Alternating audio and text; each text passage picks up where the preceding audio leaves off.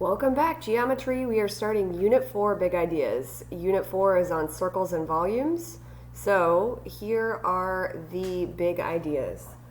All right, so as you can see, we have all these different types of angles that we learned about, right? So central, inscribed, inside, outside, and circumscribed. So we'll go over what they mean, and I'll give you a few examples. Remember, for my class and Miss Strickland's class, you are required to take notes and turn these in once you return to school for a notebook check. So you can either print out the PDF that we uploaded to Schoology, or you can take notes on a separate sheet of paper. All right? So central angles. The angle is equal to the arc. And we know that it's a central angle if the vertex of the angle is the center of the circle. All right, so for instance, if this angle right here was 40 degrees, then the arc would also be 40 degrees. So remember, central angle is equal to the arc. Inscribed angle is equal to the intercepted arc divided by 2. I'm going to go ahead and add the word intercepted, and we'll talk about what that means. All right, the intercepted arc. So you can see the angle right here. The vertex of the angle and the two other points are all on the circle. That's what makes it inscribed. So the arc that's intercepted connects these 2 points on the angle. So let's say that the arc was 100. That would make the inner angle 50. And we go backwards if we're given the angle, right? We would take the angle and we would multiply it by 2 to get the arc. So for instance, if our angle is 20 degrees, our arc would be 40. All right. When we say inside and outside, we mean the actual angle is either inside or outside the circle. So inside the circle, it's formed by 2 intersecting chords. Remember, a chord is a line segment within a circle, right? So here's our angle right here. Once we know that angle, we actually know all 4 of these angles created by the intersection. All right, so our rule is that our angle is going to equal arc plus arc divided by 2. So we do this arc plus this arc divided by 2 would give us our angle. All right, let me go ahead and put some numbers in here so we can do an example. Let's say that this arc is 40 degrees and this arc is 50 degrees. So what we would do is 40 plus 50 divided by 2 would give us our angle. 40 plus 50 is 90, and 90 divided by 2 is 45 degrees. So that angle is 45, and blast from the past, Unit 2, these are vertical angles. So this right here would also be 45 degrees. Now we can easily figure out what the remaining 2 angles are because they form linear pairs. So linear pairs are supplementary. So all I would do to calculate that last angle is 180 minus 45, which would give us 135.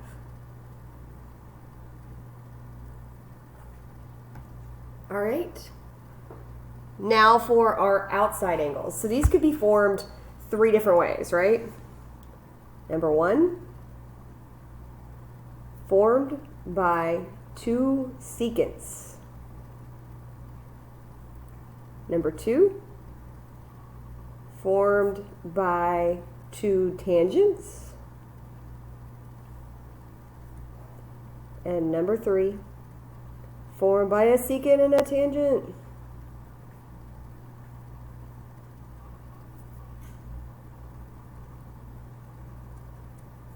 No matter what forms the outside angle, the rule is the same. It's going to be big arc minus small arc divided by 2. That gives us our angle. All right, so looking at this, first tell me which of these 3 scenarios is this? Is this outside angle formed by 2 secants, 2 tangents, or a secant and a tangent? I know you're shouting at your computer at home, it's formed by 2 secants. And how do you know that it's 2 secants? Because these secant lines intersect the circle twice. All right, so if we're trying to find this angle right here, we take the big arc minus the small arc and divide by 2. So let's say our big arc was 100 degrees and our small arc was 50 degrees. So to find that angle on the outside of the circle, I would do 100 minus 50 divided by 2. 100 minus 50 gives us 50, and 50 divided by 2 gives us 25 degrees. So this angle right here would be 25 degrees. Now, what if the problem gives us this arc and these two arcs? Can I use these two side arcs?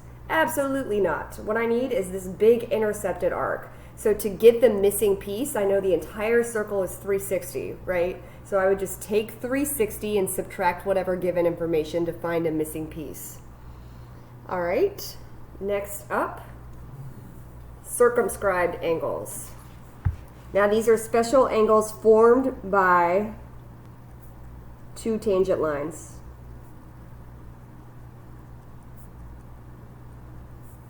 Remember, tangents only hit the circle once, so you can see that this line up here is a tangent that hits at circle A, and this line right here is a tangent that hits at circle B, or point B, I'm sorry, point C. All right, so our angle is going to be 180 minus intercepted arc. And let me go ahead and add it's the closest arc. Closest arc to the angle. So we're talking about this arc right here, arc AC. We also know that this arc and this angle are equal because it's a central angle, right? All right, so basically what it's saying is that this closest arc and the angle are supplementary. They're supplementary, right? So 180 minus the intercepted arc will give me the angle. So let's say that this intercepted arc was 70 degrees. To find the angle, I would do 180 minus 70 degrees, which would give me 110. So this angle right here is 110 degrees.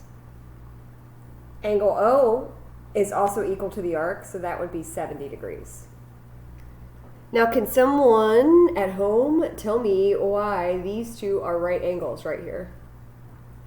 I hope you're saying because you know that tangent lines that intersect at a point with a radius are perpendicular, and perpendicular lines form right angles.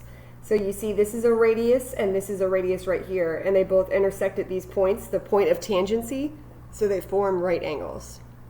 All right, let's keep going.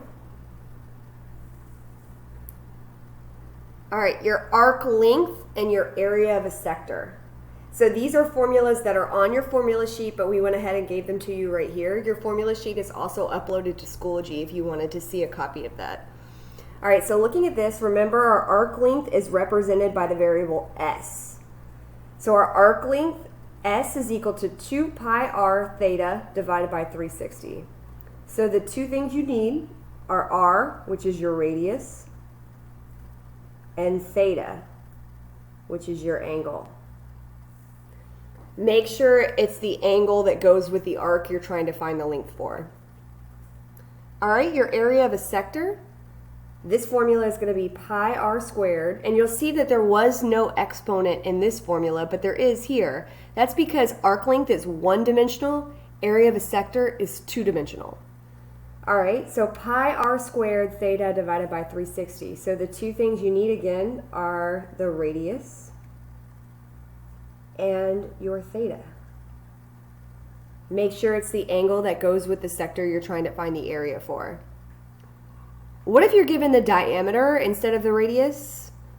You need to take that diameter and divide it by 2 because the radius is half of the diameter. All right, great work. Let's go ahead and flip to the next page. All right, we have more volume formulas to go over before we get to the problems. All right, so number 1, on our formula sheet, we had 4 different shapes that we would get volumes for, right? Number 1 is our cylinder. Our volume is pi r squared height, So there's two things we need, right? We need R, which is our radius, and H, which is our height. What if you're only given the diameter of the base? Remember, you're going to take the diameter and divide it by 2 to calculate the radius.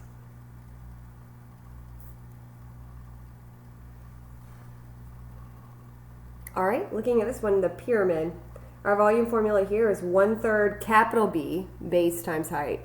So what do you need? You need capital B, which is represented by the area of the base. And you also need H, which is the height. So remember, area of the base is length times width, right? So you need that area, the whole thing. What if you're only given the side length of one side of a square base? Well, the most important word there is square, right? So what you would do is you would take the side times side equals B. So squares have all the same side lengths, right? So if I'm given one side of 6, to calculate my base, I would do 6 times 6, which is 36, and my capital B would be 36. All right, cone. Our volume is 1/3 pi r squared h. So the two things we need, r, which is our radius, and h, which is our height. Again, if you're only given the diameter of the base, what you need to do is divide the diameter by 2, and that will give you the radius. So you need your radius and your height. Now, I showed you previously how to put these formulas in your geometry calculator by using the fraction key. I hope you downloaded the Desmos app on your phone, or you can go to Desmos online, and all you need to do is do 1 divided by 3, and it will put it in that fraction format for you. All right. The sphere. Our volume for a sphere is 4/3 pi r cubed. Remember, it's cubed. All right. So, what is it that you need? One thing and one thing only, the radius. That's all you need for the sphere. What if you're only given the diameter? You're going to divide the diameter by 2. That will calculate your radius. What if a question asks you for the volume of a hemisphere? Well, we know the volume of a hemisphere is half of the sphere. So what I would do is I would calculate area of sphere. That's what I would do first. And then number 2, I'm sorry, not area, volume. Calculate volume of sphere, divide volume by 2. So you're going to calculate the volume of the sphere given the radius, and then you're going to divide your final answer by 2. That will give you the volume of a hemisphere. All right, Cavallari's principle. So remember, Cavallari's principle helps us figure out if two figures have the same volume, even if their shapes are not the same. So looking at these two pictures, you've got a cone, and then you've got a cone with a square base, right? So there are two things that you need to meet to determine that you qualify for Cavallari's principle. Number 1, the two figures have the same height.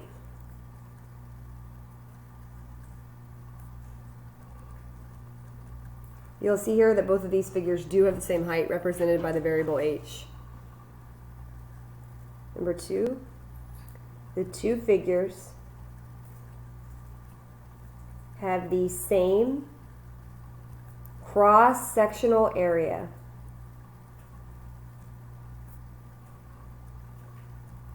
Cross-sectional area. So basically it means that at every cross-section, every plane right here, this circle and this square, if they have the same area at every single cross-section, then it qualifies for Cavallari's principle.